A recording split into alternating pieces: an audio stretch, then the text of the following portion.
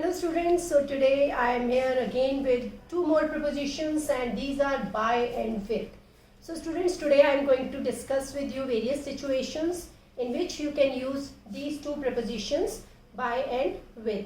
Now I start with use of with first, and use of with, there are certain situations I am just going to explain to you. The first one is showing company or presence of something or somebody. जब हम किसी के साथ हैं या किसी की company की बात करते हैं तो इस तरीके के सेंटेंसेस में we can use with. For example, she lives with her parents, और you can say he came to me with his sister. So this is the way you are going to use with in these kind of situations. Second is to show a feeling behind an action. अब जो कोई action हुआ है, मतलब कोई काम अगर किसी ने किया है तो उसके पीछे जो उसकी फीलिंग थी, अगर हमें वो इंडिकेट करनी है सेंटेंस में, so then again we are using with here. For example, I am writing this letter with great sadness. मैं ये लेटर तुम्हें लिख रही हूँ बहुत ही दुख के साथ. So this is how you show a feeling behind an action in such kind of sentence.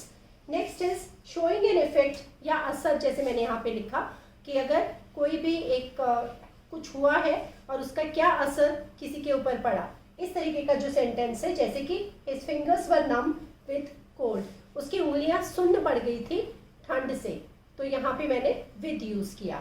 Next is showing use of an instrument और टूल. ये बहुत इंपॉर्टेंट है क्योंकि बहुत सारी जो हमारी डे टू डे जब हम बात कर रहे होते हैं इंग्लिश में या कोई राइटिंग स्किल भी लिख रहे होते हैं तो हम बहुत बार ये यूज होती है ऐसे वाली सिचुएशन. तो जहाँ पे कोई इंस्ट्रूमेंट या टूल हमने यूज किया है, जिसको यूज करके हमने कोई काम किया है, तो वहां पे हम विद यूज करते हैं. Like the snake was killed with a stick. Snake जो मारा गया वो डंडी से मारा गया, तो stick here is a kind of tool. बहुत सारी सिचुएशंस है, जैसे I made pasta with the red sauce. कोई भी जैसे जो हम इंग्रेडिएंट्स भी यूज करते हैं जिनसे हम कुछ बनाते हैं, तो वहां पे हम इस तरीके से विद यूज कर सकते हैं in the situations where an instrument or a tool is being used to do an action or perform an action. Next is to show having or carrying something. कुछ है, having means कुछ होना, अपने पास कुछ होना. तो अगर हम इस तरीके का कोई सेंटेंस फ्रेम करते हैं यहाँ पे, for example, I saw a girl with red hair. मैंने एक लड़की को देखा लाल बालों के साथ. या मैं कह सकती हूँ I saw a dog with a red collar. मतलब इस तरीके से जब ये शो किया जाता है कि somebody is having something, किसी के पास कुछ है, so in that situation we can use with here. So these are the most common situations which I have discussed here. Of course there are some more, but these are the common ones which I have written over here. You can note it down. Second preposition for today is by. So I start with this. There are situations I have written on the board. The first situation is used for showing an agent, doer और एक कर्ता. सो यहाँ पे मतलब है कि जैसे जो भी काम हुआ है वो किसके द्वारा किया गया है. तो जब हम सेंटेंस में ये बताते हैं कि किसने वो काम किया है, so we use by. For example, the snake was killed by him. Snake उसके द्वारा मारा गया.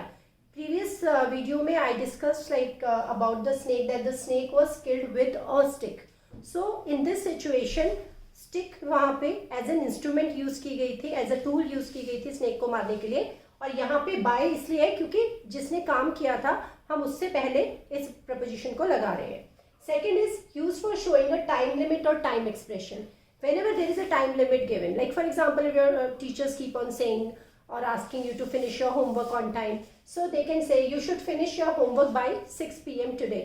So there is a time limit given to you, so in this situation you can use by. Third is use with all kind of vehicles or journey. जब भी हम किसी भी vehicle के यूज की बात करते हैं या किसी जर्नी की बात करते हैं तो हम बाय यूज करते हैं. फॉर एग्जाम्पल है I went to Mumbai by air. मैं मुंबई गया बाय एयर. लेकिन यहाँ पे कुछ एक एक्सेप्शन होते हैं, जैसे कि अगर हम व्हीकल के साथ, जो भी व्हीकल हम बात कर रहे हैं उसके साथ अगर हम माई लगा देते हैं, जैसे अगर मैं बोलती हूँ my scooty, so then I can't use by here. So I will say I went to school on my scooty.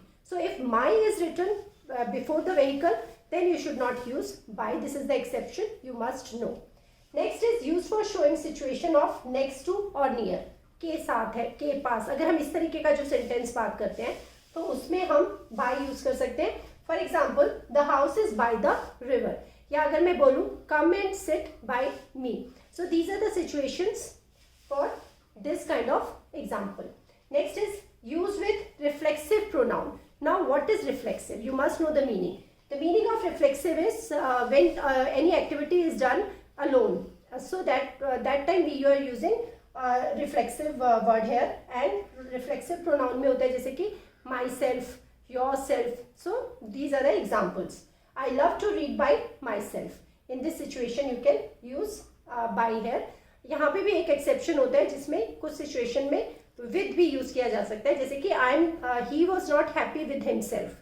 लेकिन वो आपको जब आप प्रैक्टिस करते हो तो आपको सिचुएशन समझ में आनी शुरू हो जाती है.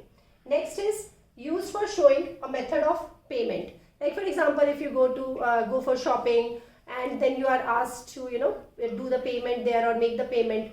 सो in that situation you can use it like this. I would like to pay by the credit card. Credit card से मैं पे करना चाहूँगा या चाहूँगी. लेकिन यहाँ पे भी एक्सेप्शन होती है. If you have to make the payment with cash then you can not use by here. So these are the exception also you can you should remember so that there is no error committed by you while using these prepositions. So today I finished with use of by and with. I hope you enjoyed.